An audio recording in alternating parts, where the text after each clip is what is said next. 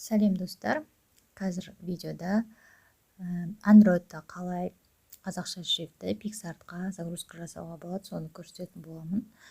Ең бірінші Android'да бізге PicsArt'ың ломный версиясы керек болады. Бұл үшін Telegramға кіресіздер да Apps Full деп жазасыздар. Apps Full деген осындай канал шығады. Осы жерге поискке кіріп PicsArt деп терсеңіздер,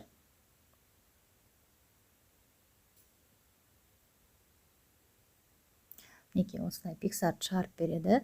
Осыны телефонға жүктеп аласыздар. Бұрынғы Play Market'тен басылған PicsArt'ты өшіріп тастайсыздар. Өйткені ол платный да, оған шрифт басылмайды. Мынау взломный версия, бұл бесплатный функциясының бәрі. Осыған қазақша шрифт жүктеледі. Осыны басып алыңыздар. Обязательно одан кейін осы телеграмның ішінде казахский шрифты деп жазасыздар, осылай. Казахские шрифты деп. Неке осындай канал шығады. Подписка жасалсаңыздар тоже болады. Ішінде неше түрлі әдемі шрифттер бар. Соны осылай былайынан үстін басып, загрузка жасаймыз. Сосын сохранить загрузки дейсіздер. Мынаны сохранить загрузки дейміз.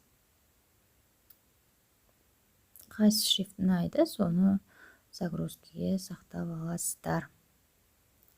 Загрузки деп. На примере көрсетейін, осы жеткілікті. Енді загрузкиге кіреміз. Ол үшін мынаяқта мои файлы деген папкаға кіреміз. Мінекей загрузки деп тұр, соған басамыз. Мінекей загрузкиға кірген кезде бағана басып алған шрифтарымыз тұр. Осыны былайына выбирать етеміз.